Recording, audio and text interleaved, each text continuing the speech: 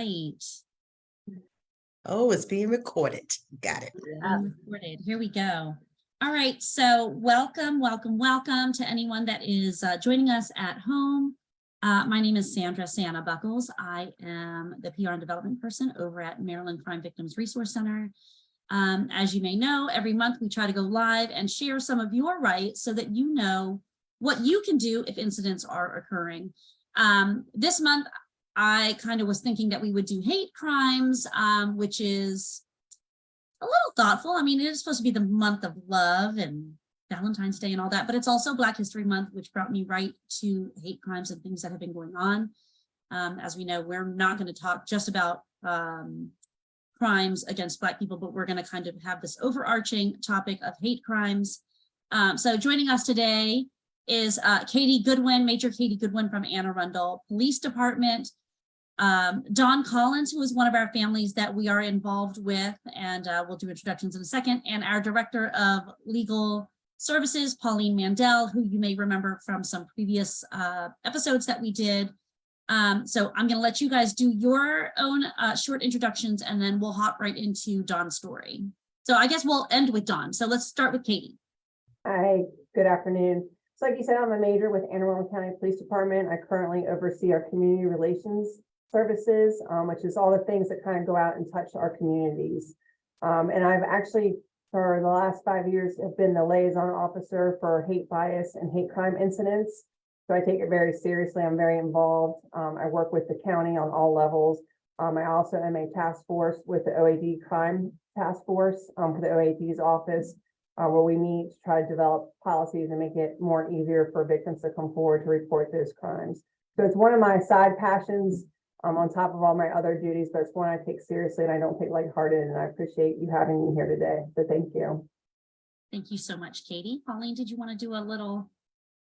Okay, hi, I'm Pauline Mandel. I'm Director of Legal Services at Maryland Crime Victims Resource Center. We have been seeing more and more hate crimes, more and more reported hate crimes. They've been escalating, like Sandra said, and so I think that's one reason to have this discussion. One of the homicide cases that I was involved with and represented, Ms. Collins, included a hate crime, and in that specific situation, after we did the entire trial, the judge dismissed the hate crime, but we'll talk about that a little bit later, and the recourse that we had and what we did to change that. But so I'm here with some personal experience about dealing with the hate crime and litigation, and how litigation has changed and what that means to you in reporting it, and how prosecutors can go forward on hate crimes now based on the changes that have been made in the law. Perfect. Thank you, Pauline. And then Dawn, I asked you to introduce yourself, and then you can go ahead and tell your story on how you got involved with us. Yeah. Well, my name is Dawn Collins. I am the proud mother of Lieutenant Richard W. Collins III. And maybe I'll go into why I am adamant about calling him Lieutenant Richard Collins III, because he took an oath of office to defend this country, the United States of America, against all domestic and foreign terrorists. And in my opinion, it was a domestic terrorist that murdered him. And I am very clear on the words murder. And this murder took place at the University of Maryland, College Park in 2017. On May 20th, 2017, he was standing, waiting for a ride with some friends. And I call him Monster, stepped up and put a knife in my son's chest. And how I got with Pauline, and I'm telling you that was a godsend for our family, was via the late Senator Mike Miller. At my son's homegoing service, it was Mike Miller who said, I think there's someone that you need to meet. And I am so very grateful, because if it were not for Maryland crimes victims and all the madness that ensued after, our family would have been even more in a quandary than we are now. because life became very interesting for us, and it still is. Can't hear you. Sandra, Sandra, you're on mute. you're on mute. I was having some, I'm sure you guys heard it, but thank you so much for joining us. Definitely, I mean, as soon as I thought of hate crimes, I definitely wanted Dawn to be with us. I think this, like, you know, when this occurred and then with COVID, like, you know, hate crimes has just really been more and more of topic. And that's why I just thought it's so important. And I think that it's great that there is more reporting, which means that people are actually saying something. So let's just hop right into what is a hate crime? What does it protect? Who are we talking about? Who's protected whenever it comes to hate crimes? Okay, so under the annotated code of Maryland, there's a definition for a hate crime. So it says, a hate crime is to commit a crime that is motivated either in whole or substantial part by another person or group's race, color, national origin, religious belief, sexual orientation, gender identity, homelessness, or disability. So what that means is basically hate crime doesn't just have to do with the color of your skin. There are other, you know, we see, you know, a lot of issues with gender, you know, a lot of people who are gay or you know, transsexual or whatever. We get a lot of calls from people like that who are being exploited. So there's all different reasons that someone can be a victim of a hate crime. It's in the law, when you talk about a hate crime, the penalties for hate crime, if it's a misdemeanor, you can spend it up to 3 years in prison and a $5,000 fine. Or if you're talking about a felony, it's 10 years in prison and are a $10,000 fine. So those are the actual penalties when you're talking about whether or not people are prosecuted for these crimes, and what, you know, whether, and then misdemeanor as opposed to the felony depends on the nature of the crime, exactly what it is. So, but we can talk about that a little bit. So that's what the actual definition of a hate crime is. Okay, so that was a lot of things that it's covered. And I'm sure that some things we're going to talk about, like, you know, how to kind of prove those things in a second. So I think some of those things are kind of easier to prove than others, right? And we can kind of chat about that. I'm sure Katie will have a lot of good information for us on that, because she's on the first responder side. How have hate crimes changed in the past couple of years? Like, let's just talk about, like, there's an increased reporting. Is that because it's easier? Like, what's going on? Well, if I may, Sandy, I would add, hate crime has changed in my purview because of social media. And in our case, it is much more prolific, and people tend to put things on their phones. I've always contended and will continue to contend, your phone is a microcosm as to who you are. It actually gives people the ability to look into the person you are without having to ask you a question. If you were to look at my phone right now, you can see I am very, very attuned to my family. That is very important to me. Recipes are important to me. These are the things that are important to me. And I believe, and I'm not an attorney like Pauline, and I'm sure she can weigh in on this, social media and your telephone are microcosms as to who you are and how you think. And this adds a way of people looking into you without you opening your mouth. I would shudder to think that I could look at either one of you ladies' phones and tell you what's important to you. So when we speak of hate crimes, I think if you have these disgusting things on your phone, that you are co-signing on the existence and you believe in that. Those are my thoughts. Right. And what Dawn is talking about here is we actually, as I indicated before, there was a trial Dawn's son was murdered at the University of Maryland, frankly, because he was a Black man standing on a bus stop. And so that was the entire, reason that this case went to court in the first place. And so one of the issues, the defendant in the case was charged with first and second degree murder, but he was also charged with a hate crime. And before we even started the case, there was some discussion about whether or not hate crime can be a state crime. It can also be a federal crime. And the question was whether or not that the hate crime piece would be picked up in federal court.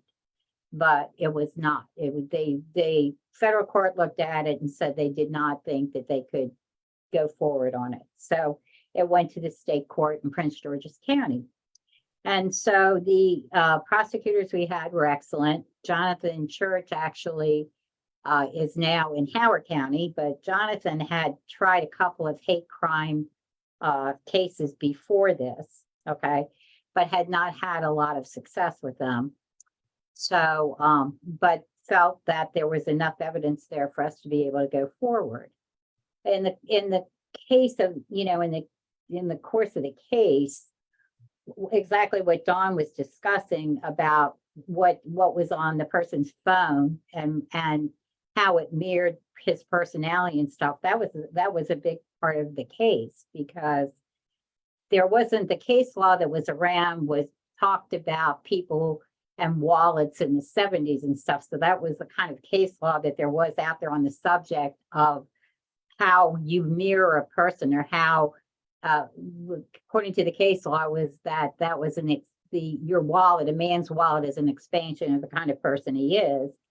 And so, the prosecutors, it was Jason and Jason Abbott also, and the two of them argued that a person's phone is an expansion of what they think and how they think things. And the way the law was written at that time, you had to show that the murder was committed solely because Richard was a Black man. That was kind of what had to be proven. Okay, that was it.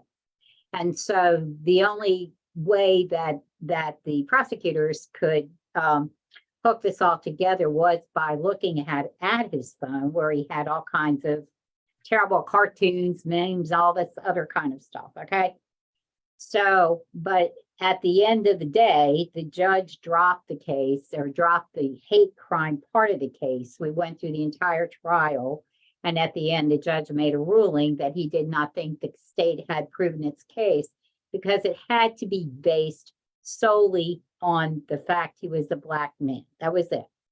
So what happened was, we decided, since we did not get the ruling we wanted, we thought there was something wrong with the law. So we worked with the Prince George's County State's Attorney's Office.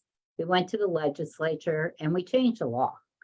And actually, it was the easiest changing of the law I ever saw. If you want the truth of the matter, I told Dawn I was dumbfounded that we could go to the legislature and within, a couple of months, the law was changed. My usual experience with that is when we go to legislature, sometimes, it's a pretty grueling experience, but this worked pretty easily. And actually, what we did, it was a very simple change and a very short change. It said that basically the wording was that the amendment in the hate crime was to have an act of vengeance against a protected class motivated by hate, either in whole or in substantial part. So the part that we put in was either in whole or substantial part be considered a hate crime. So what we did was we expanded exactly what you could look at in terms of a hate crime. And so it made it much easier, not as rigid, to be able to convict on that. So that was kind of the difference. And that's why now I think you're probably seeing prosecutors go after more cases and prosecute more cases because they have the ability to expand exactly what they can prove and what they can show, because it's not just a single act, it's basically the whole environment, so that was they're able to go forward on a lot more crimes. So I think when you talk about crimes and, I think there are more crimes, but I also think prosecutors, because of the change in the law, are now able to prosecute cases they probably wouldn't have decided to go for before. I don't know. I know, Katie, do you feel like that's true or? Oh, yeah, absolutely. I agree with everything Pauline and Dawn have said, especially with that cell phone, and social media has made it even harder now and more rampant, where things can go from one side of the country to the other side very quickly. And it can escalate very quickly. I think it really starts with every agency having a very strong and sound policy on how you handle and respond to hate bias and hate crime incidents. I'm very proud of our agency of how we respond. Our officers are required to respond to hate crimes and incidents. And just for those that understand, you heard what hate crimes were. And hate incident is any incident that's motivated by prejudice or hate, and it does not have to involve a crime.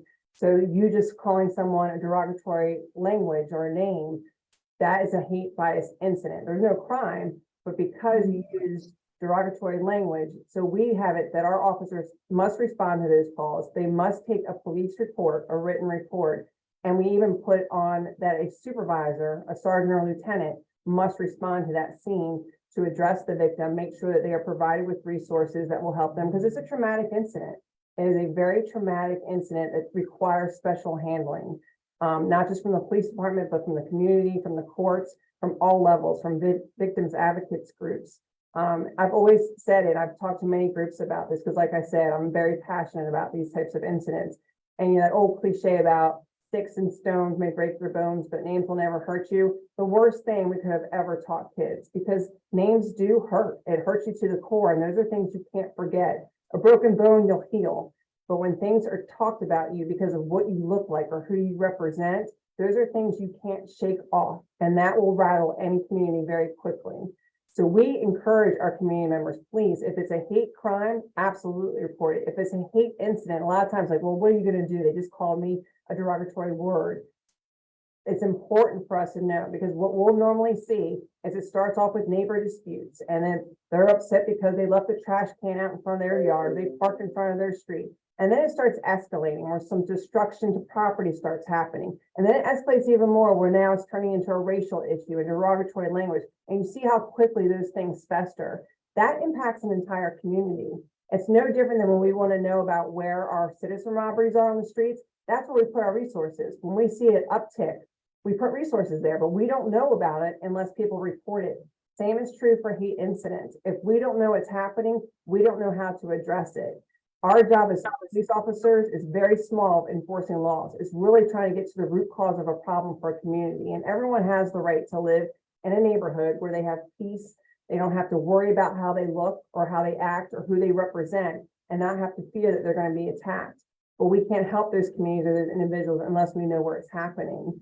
So it's important for us to make sure that those are reported. So I talk to every group saying, please, whether it's a hate crime or just an incident, please, you've got to report it to us, because we do track that. And we work with so many agencies outside of the police department to really dive down deep and see what's going on with this community before it festers up.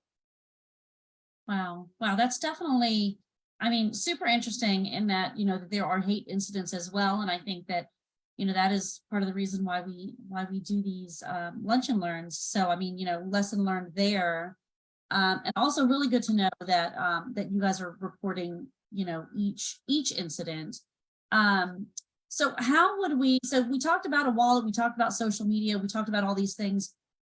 What are some things that you would suggest doing in order, like, let's say something is happening, like you guys were talking about, like it's this, it could be a prolonged, it could be a one-time incident, it could be whatever. And it's based on one of these categories that's covered. What would be your first step? Like, would you just immediately call the police? What are you proving? A lot of times it's like, he said, she said. So having to like come up with a whole bunch of, I don't know, evidence that these things are occurring, or like, what do you guys do as far as when you respond to a call? Like, what should we be aware that we need to ensure is on hand when you guys are at the scene? So in our eyes, it doesn't matter if it's a one-time incident where this person doesn't even know who the subject is. And we get a lot of those, the road rage incidents, and then somebody uses a derogatory language. We'll tell people, call us.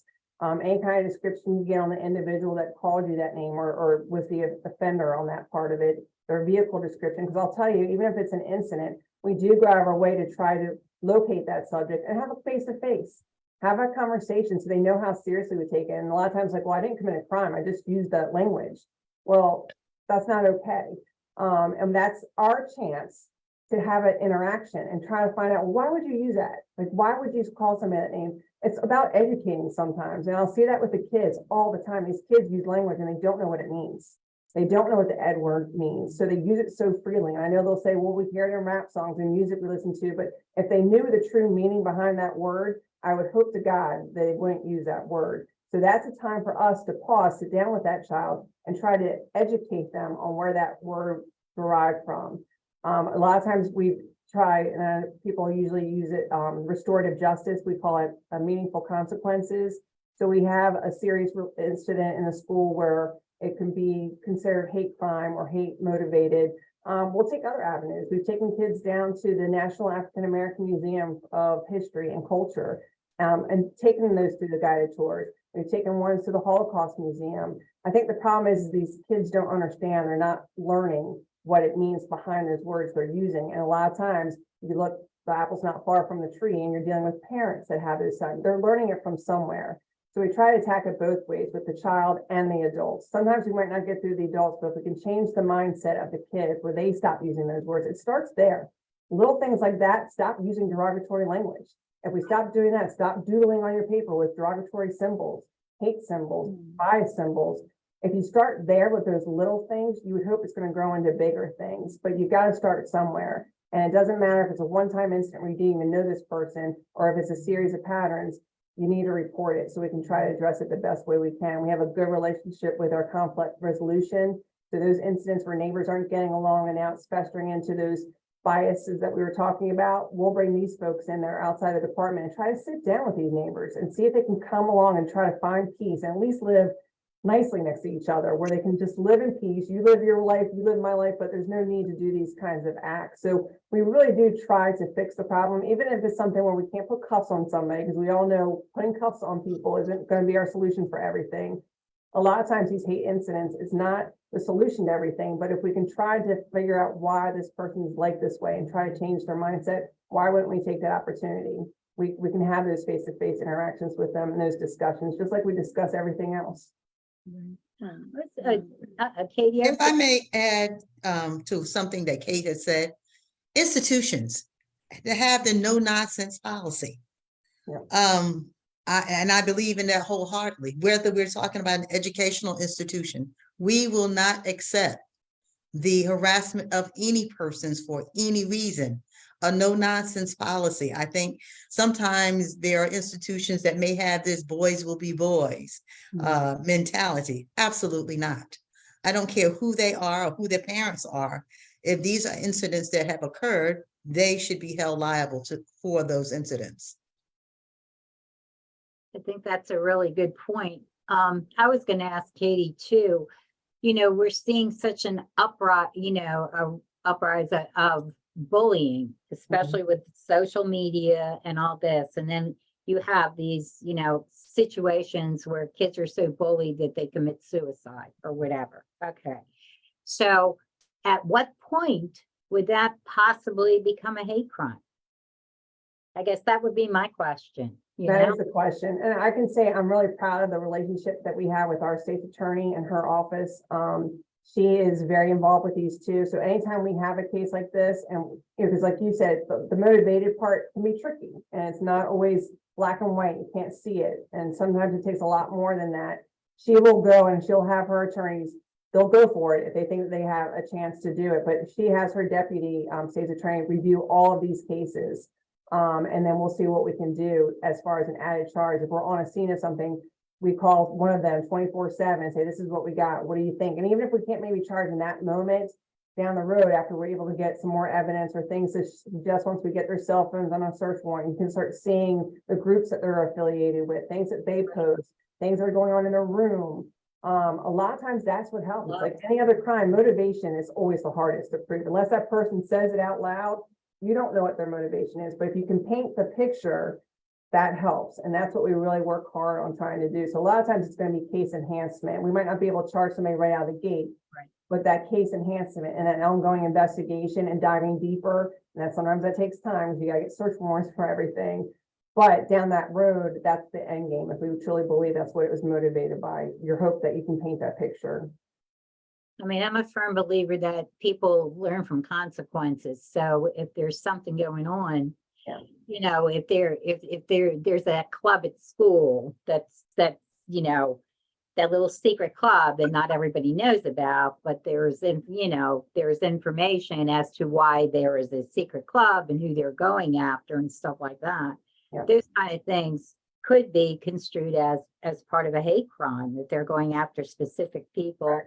attacking specific people, and they're organized or whatever. So, I mean, it's something that, you know, like you said, looking at their phones, looking at who they're hanging out with, looking at the clubs, looking at the kind of music they listen to, all of those things, Yep. you know, can feed into that. So, Especially their bedrooms. Their bedrooms really, you talk about the phones, and I agree with you, on somebody's phone will tell a lot. You walk into somebody's bedroom, that will tell a lot too, especially with kids. You know what they're into and what they're not into. And that, you know, that can be used in court. You do a search warrant, you start taking pictures of this room, and they're, you know, pictures that they have up on their wall, or sayings or journals that they keep. That all is going to paint that picture. And, you know, it's not easy. And I know that. And, you know, unfortunately, Ms. Collins, I'm so sorry for your loss. And that's the hard part of this type of crime, is unless that person comes out and says, yes, I killed him because he was Black, which they don't do, we have to prove that, and we have to paint that picture. And it's not as easy as people think it is. No, it's not as easy as it people think it is, but, or I should say, and things have changed. One of the things that was in the law that was written was that hate had to be the sole motivator. Well, in my opinion, and I'm not an attorney like Pauline is, there is nothing in life that's your sole motivator. I didn't get up this morning because I had to go to work. There were a series of things. So in my opinion, that was a bad law from the beginning, because nothing in life is your sole motivator. Correct. And what I'm finding is a lot of the laws, or several of the laws, are not written thinking with forward thinkingness, using language like sole motivator. Well, mhm. again, that's my contention, that nothing in life is your sole motivator. Couldn't agree more. You're right. You're right. It's a really good point. Yeah. So, So therefore, it behooves our legislators to look at these laws and make them, well, bring it to their attention what is there for the people. Some laws, okay, do we need buggy whip laws anymore? No, I don't know many people riding around with buggy whips, but some of these laws are still on the books. And when we're speaking about, I know the Supreme Court is going to be talking about social media today. That's going to be a very interesting case. And Pauline, I've started looking at these things and actually listening to the rulings on some of these cases. right.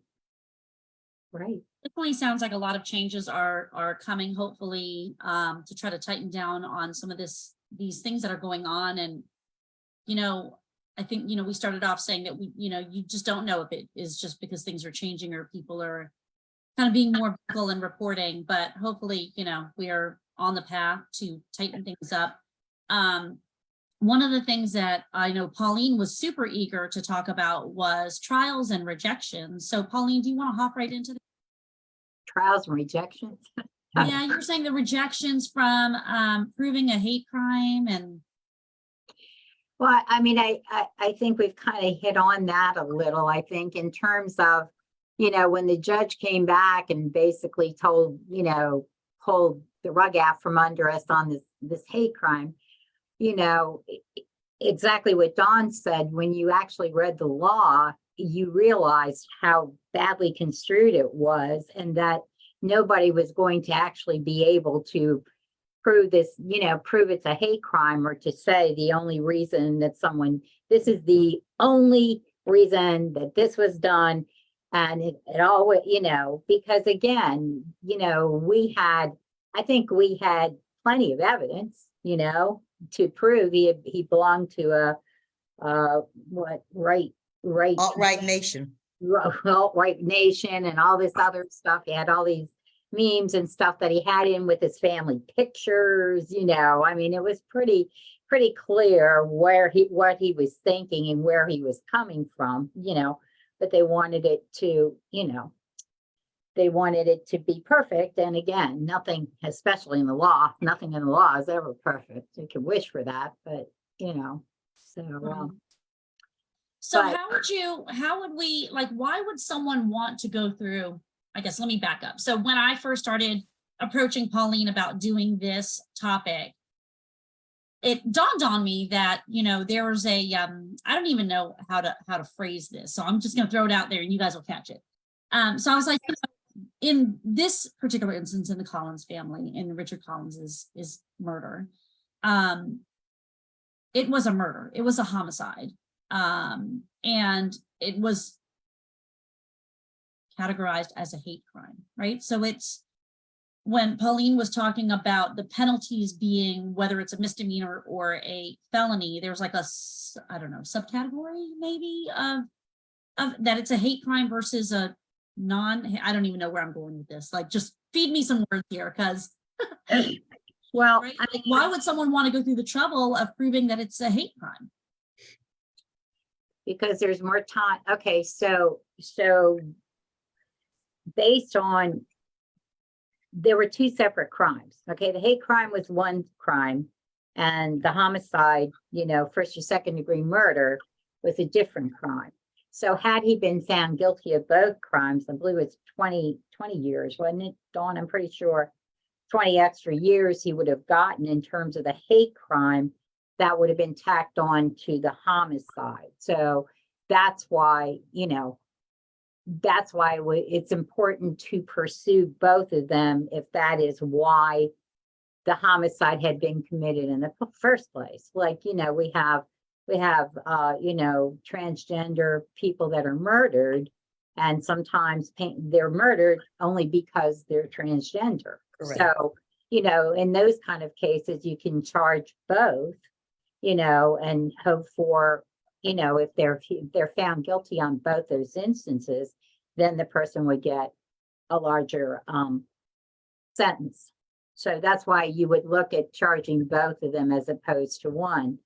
And the time, one would not necessarily, they wouldn't necessarily be concurrent sentences. They could, so the person might be in jail for longer in that situation, I mean, the whole question though about whether to report, I think, is an important one, because I think a lot of people are scared. I mean, if someone is, calling you names and, chasing you down the street or something like this, and this is an ongoing reoccurrence, they're afraid. I mean, intimidation is huge when it comes to hate crimes, I think. So the idea, I guess you have to encourage people that nothing is going to get done if you don't report it, but then you also have to be concerned about a person and their safety, if they do report it.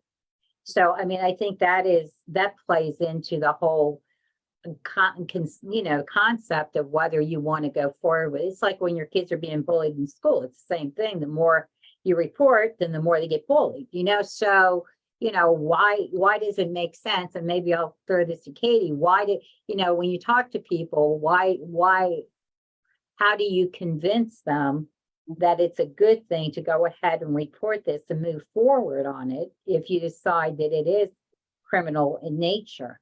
Yeah, and that's such a great point, because fear definitely plays a role in this, because it could bring more attention. It could escalate things now, because now you really upset this person. And I think it really comes down to building that trust with the community. And when the community knows that you're going to do the right thing and you're going to report it correctly and you're going to do everything you can to try to stop that behavior, and you show that by action, not just by saying it, it builds that trust. And when you build trust with the community, they're going to be more inclined to come forward to report things because they're going to say, okay, if I report this, I know this police department's going to handle it appropriately and do everything that they can to help me and my family. If you have an agency that just comes down and says, sorry, there's nothing I can do for you, why would they ever call you again? Why did I even call you if you just came out here and said there's nothing we can do? And that's why we really emphasize those incidents. A lot of times people have their head, well, no crime was committed. What can the police possibly do? We'll still do things. We'll have those interactions. We'll talk to the person. We write the report. We try to get to the middle of it and to find out what's going on. But it really starts with building the trust with the community. It's like any other crime. They will not come forward and report something if they don't trust their police department. So when they know you have a strong policy where officers are actually following policy and doing what they're supposed to be doing, and they know where the report is coming, they know there's going to be a follow-up done, they know they're going to go out of their way and investigate this, it builds trust, and they're going to be more inclined to come forward because they know at the end of the day you will try to do something about it. But it starts there. So I agree with what Katie is saying. It is important that you have police departments across the board, whether you're talking about local, state, and federal, believing in what she's saying and what the Anne Arundel Police Department is doing, that it happens across the board. And then you will establish that trust. And then you will see people actually coming forward and speaking. But as she forestated, if there are those individuals that they're not going to do anything about it anyway, then you lost half the battle, because these incidents continue to happen and it's escalating. Right. I can tell you, as far as reports go, our officers take far more reports that we label as an RRE or a hate bias, hate incident than is reported to the state. Because even once we take a report, our records department, it has to meet certain criteria and definitions in order for it to be reported to the state. Our officers overwrite, even if it's kind of like, it could be, they'll label it as a hate bias incident. And so we can dive a little bit deeper into it. So when you look at the number of reports we take and what we report to the state, they're different. We have way more police reports that are generated, and that's not for our doing. It's just the state says that it's not going to meet the definition of UCR, and then they don't report that way, or NIBRs now that we have. So that's a big difference. And that MSP report, like I said, it's really up to each agency of what they report. Some agencies, you can't tell me that these counties, even little counties that are on the Eastern Shore, that don't have one single hate bias incident or crime, are full of it. So it really, and I'll say that, I've said it to many forums, Anne Arundel County is always in the top 3 counties in the state that reports, but that's because I call it the Integrity Award. There's nothing to hide about it. We have nothing to hide. It happens. It happens everywhere. We're just honest about what we're reporting. And like I said, we're not doing anyone a service if we're not being transparent and reporting what we're supposed to be reporting. And we're certainly not going to help the communities with trying to get to the bottom of something and trying to stop it. We'll never, if we ignore it, just like you ignore any other crime, it's never going to stop. If you don't do something and you don't put in people's faces, where now maybe more people will get upset when they see this number being published every year. They say, man, I don't live in a county that has this many incidents. Maybe more people will start getting involved and stop making excuses. Katie, I was just in a forum where there are cities with over 100,000 people, and they had did you hear what I just said? No hate crime. You and I know that's a bunch of that's not, yeah. Tony, we'll say it's a bunch of baloney. That's a bunch of, yeah. And I'm not saying they're doing it deliberately. Some agencies don't take it as serious. I'm just saying 100,000 people and not one Yeah, you incident. can't tell me you haven't had one incident where a derogatory language wasn't used. And a lot of times there's agencies out there that won't even write a report if it's an incident. We can't do anything. Yeah. Oh, no, that doesn't rise to the level. We can't, there's Right. nothing we can do, blah, blah, blah, blah, blah. I mean, and the other thing I think that, so I was just sitting here thinking, like in the news within the last month or two, you've had Asian people attacked, you've had Jewish people attacked, you've had obviously Black people attacked, but you know. So I mean, it really is all over, you know, it's everywhere. And you know, there has to be some kind of acceptance of the fact that this can't continue, and people have to kind of step up Or, you know, try to help in terms of if you see something like this happening, pick up the phone and call the police or say, hey, these people are harassing this person or whatever. I mean, you know, see what you can do to you know, to protect the person. I mean, because the people that are being picked, I mean, a lot of them may not speak English. They might be, you know, the disabled, elderly, you know, all these different groups, you know, are really, it's unfortunate that people bully other people, but they do. And this is, you know, this is what this all boils down to, as far as I'm concerned, is bullies that grew up and got nothing better to do. So they, you know, go after everybody, you know, really. It definitely seems like it. And and it's awful that it's awful that it's come to this, that we're like having to remind people to be a certain way and treat people a certain way. But I mean, I think that, Katie, I think you hit the nail on the head. Like, the more we're aware that there are issues going on, regardless of how it makes the county look, like you can't address a problem unless you know there's a problem. And so it's like the pros and cons of social media is that, you raise awareness where it's needed, but also, man, do people kind of throw things out there that are really unnecessary. So I definitely think that was great and really telling. And I hope that more police departments and more agencies take similar steps in making sure that they're really kind of creating those incident reports, because I think there's nothing stronger than having a police presence over someone that's been nasty before. I mean, clearly, the records go back and then you're like, hey, listen, the police were called out, but it wasn't, police were called out, police were called. Clearly that, is creating a pattern. And we all know what happens when the pattern breaks, and, hopefully it's can be remedied somehow. So what should people do? Let's say something's happening. What should they do in reporting? Should they be keeping track of all these incidents, and what information do they need to call the police? What, where do we start here? Yeah, I mean, it's the initial phone call, right? You might not have a whole lot to give us. It might just be, hey, someone cut me off and roll down the window and call me the N-word. That's might all they have, but we'll still take a report. We'll get the best description that we can, at least the location where it happened. Because there might be other incidents that happen involving the same description of that card. So sometimes they have that little piece of the puzzle that we've missed on other incidents that have happened. So it just starts as easy as that. You might not have hardly any information, but as long as you report it, sometimes we'll recognize that pattern. That's why I said, so it's no different than any other crime. We don't know that there's a problem persisting.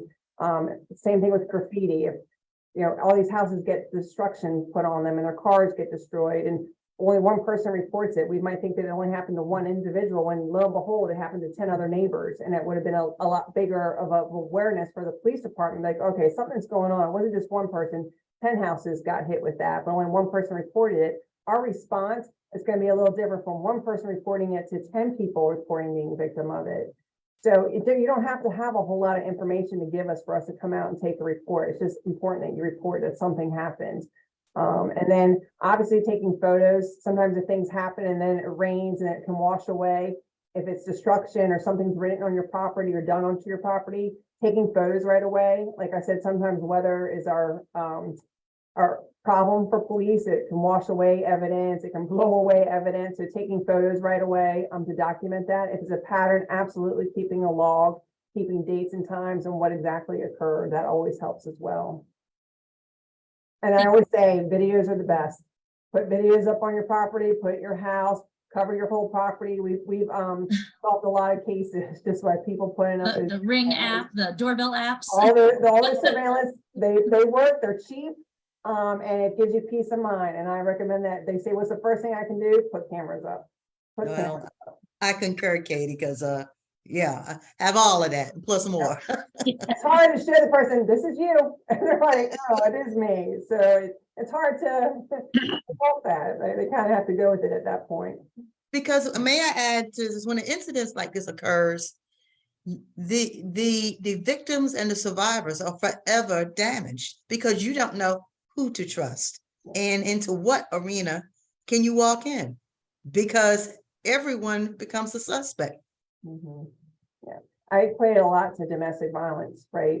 It's like that harm that does to that victim is forever lasting. You're never, ever gonna forget. And that's why I say, when you get assaulted, it's still bad, but you're gonna heal. When it's something like that, that verbal abuse, that emotional abuse, that trauma, that hatred that's thrown at you just because of who you are, there's nothing more that's gonna hurt you more to the core. And it's so hard to get over something like that. We're in 2023 and you're still having to worry about this stuff. It just makes no sense. And you're never gonna feel safe no matter what community you move to. Once you become a victim of it, you're never gonna feel safe. Yeah. Absolutely.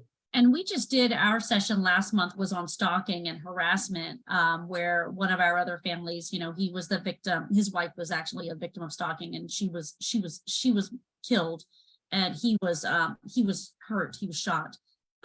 It's been some time, but I mean, he's still kind of in that space. And when we did it, I had a gentleman that was on, and he was our guest, and he talked about this like worksheet, and it was like, the date, the time, how they contacted you, how they this, what happened, do you have pictures, where are the pictures, are they on Instagram or on and then that way you could kind of cross-reference like the stuff that you're documenting. And I just thought, wow, it really is awful to think that you had to document all these things like you're your own detective. But unfortunately, sometimes you have to be your own advocate, and you have to kind of compile that information together, so that you can help your attorney, or you can help the police department in moving forward. So I just wanted to bring that up because I just thought that was, for me, that was like mind blowing, because I'm like, wow. And I had issues, I've got kids. I have notes on my phone where, kid was picking on my son, and, every date something happened, I wrote it down, this date, this Yeah. person, this, just didn't think that it would be necessary in the adult world, but clearly, here we are. So I just wanted to loop back into Pauline. I wanted to talk about how we got involved with Dawn and her family, because, with Dawn's incident with her son, he was murdered. And then of course, as soon as a crime occurs, you just don't know what the hell you're doing. Excuse my language, but you're just upside down. You don't really know where you are. And although in this instance, we are talking about a homicide, and a lot of our Maryland crime victims posts do happen to be about homicide, it's not the only crime that we do. So I wanted to kind of put that on, on the front burner right now, is that it doesn't have to be homicide where you contact us, that we are an organization that deals with any crime. And so when would Pauline, I guess this is more for Pauline and Dawn, we got involved with Dawn's case. And I know that these two are thick as thieves, Pauline and Dawn. They're thick as thieves. As soon as I approached Dawn, she was like, "Is Pauline gonna be on?" All right, let's see if Pauline's available. And that's great. I mean, it's an awful circumstance where we have to come together and talk about these things. But that's just what it is, and we've got to battle where we can. So what are things, Pauline, that we helped with, that we can help with, whether it be homicide, whether it be assault, whether it be theft, or any other type of damages that are related to hate crimes? Like when should people start calling us, and what services can we provide for them? Okay. Well, first off, yeah, Dawn and I are thick as thieves. We went through, it took 2.5 years to do the trial, and then we did the legislation and stuff. So you get to know folks when you work with them, for that amount of time. So I have some clients that I still hear from, from 15 years ago. So, once you go through the trauma of any kind of crime, I think you form bonds with the people who are there and can help you, work with you. And Dawn is an amazing lady, because she didn't take it laying down, and she never has. And one of the questions I want to ask her after I'm done is like, what do you think, based on all of this, what do you want to tell people about, about hate crimes and all? But as far as what we do, we work with anybody who is a victim of a crime in the state. And if you were a victim of crime and you don't live in the state, it doesn't really matter. Okay. Any kind of crime. Okay. And it doesn't matter whether the state's attorney's office is going to prosecute it or not. All right. I want people to understand that We don't just, I have lawyers who do go to court with victims all the time. That's, well, I have 13 lawyers across the state, and we go to court with victims on a daily basis. I have attorneys in court right now. So that's one of the things we do. And that's because the Maryland Constitution, because of our organization, says that if you are a victim of a crime, you are entitled to have counsel. You can have your own attorney. You can have that person go to court with you, because in the state of Maryland, there's over 100 laws about victims and how victims are treated and what your rights are. Okay. I'm not a prosecutor. I don't want to be a prosecutor. My job is to take care of my victim and make sure that as we go through the criminal justice process, that they are okay, that the rules are being followed in court, make sure that their rights are being upheld. They have a right to be in court. They have a right to speak with victim impact. They have a right for restitution. There are numerous rights that victims have, okay? And if you are in a situation, any kind of situation, call us and let us know what's going on. We have these wonderful advocates that will talk to you. We can talk to the lawyers and figure out if there is a crime. If you want something prosecuted and it's not being prosecuted, sometimes we can help you with that. We can talk to the state's attorney's office and see what we can do. If you don't know what to do, if something happened to you, if you're a sexual assault victim and you don't want to prosecute, but you need somebody to talk to, then pick up the phone. We're here, our advocates will talk, our attorneys will talk to you, So we do elderly, if you need help, if somebody's taking your money, or if, whatever, if your caretaker who happens to be a family member is abusing you or whatever, let us know. We work with kids. We do bullying. We do it all. I mean, we work on any kind of crime in the state. So, we're not limited to domestic violence or sexual assault. We do all of those kind of cases, but we do everything. So identity theft and fraud is a big one. We have a lot of people who do that. So, but, so we're here to help you. We're here to do whatever we can do. Very rarely is there nothing we can do. We can always figure something out. We think out of the box, because the kind of law that we do is very, very special. We are always thinking out of the box anyway. So, we are not tied down. We go out of the box. We go 6 different ways and try to figure out some kind of a resolution to a lot of things. So Thanks, the other Paula. plug I'll put in is we do criminal injuries compensation cases. If you are someone in the state who has been a victim and been hurt, criminal injuries compensation is a state-funded organization that can help you. But if you apply and you're denied, you need to call us immediately, because there are timelines where we can help you. I have a lawyer here who helps people with criminal injuries. If they are denied benefits, we can go to court with you, we can appeal with you, we can do whatever we need to do to try to help you. So Right. that's So kind those of you at home that are questioning about what Pauline was talking about, the Criminal Injuries Compensation Board, we did a similar series on that in December. It's called CICB. You can find that on our Facebook and on our YouTube channel if you need to watch. Right. So, So- all right, so we've got 4 minutes to wrap up here. Here we go. I want to Go ahead, have Pauline. fun. What, because you went through this whole battle. You went through the battle of legislation and all that. So what do you hope for based on all of this? I guess that's what I want to ask you. You want to ask me, what did I hope? What Well, based on all the work that you've done on this? based on the work I've done on this, awareness, and that you should never be quiet. I don't think everyone should go about things the way I have, because we're all different, but everyone has a voice, and you need to use that voice or things will not change. For me, my son was important. And standing up for him is important. My choices are to stay home and cry or get up and do something.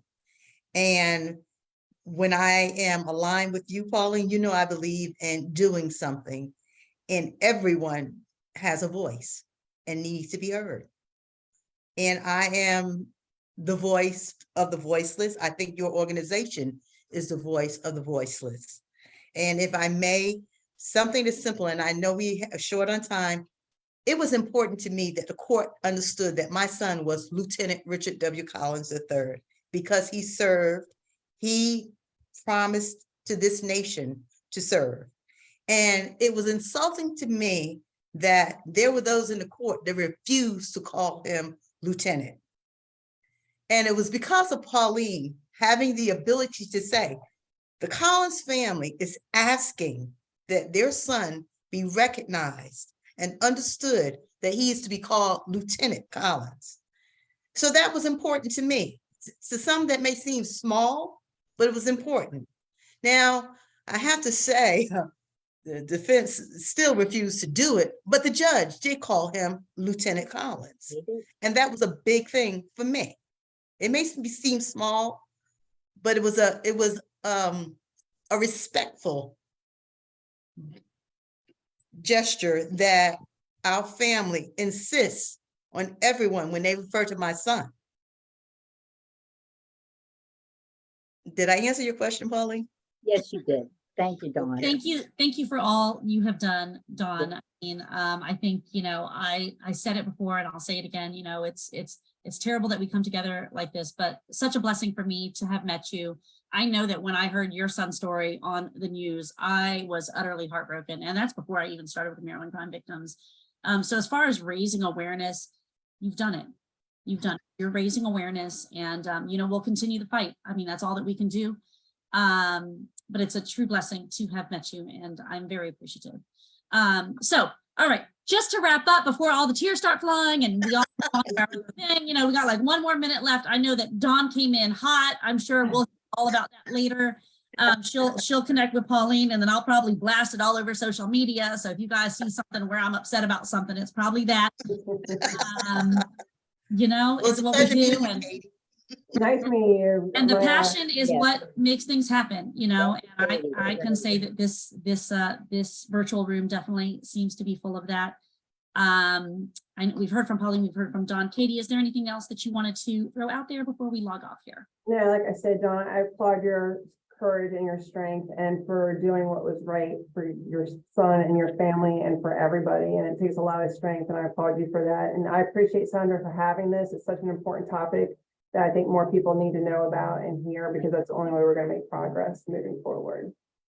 And Thank you thank so you, much. Katie, for doing what you do. Likewise, Absolutely. Pauline, thank you. It's Thank nice you. to hear that. Building Thank you trust. for your service. Thank you. You're right. If they don't trust the police department and they're afraid, nothing happens. So thank you as well, Katie. Please continue to stay safe. Thank you. Yes. Lines and we appreciate you being on board. We can connect again. I'm sure our circles are smaller today than they were yesterday. So thank you. Mhm. And with that, let me log off saying thank you guys for joining us at home. This video will be, of course, on our YouTube and our Facebook. If you know someone that you feel could benefit from watching this video about hate crime, please share this with them. It will be available to it. And if you need our services at Maryland Crime Victims Resources, please feel free to drop us a line as well. We are happy to try to respond to as many people as we can. It is a free resource. We are a nonprofit. So find us. And if you need us, we are here. Thank you again. And I hope to see you guys soon. Okay. Take care. Bye, everybody. Dawn.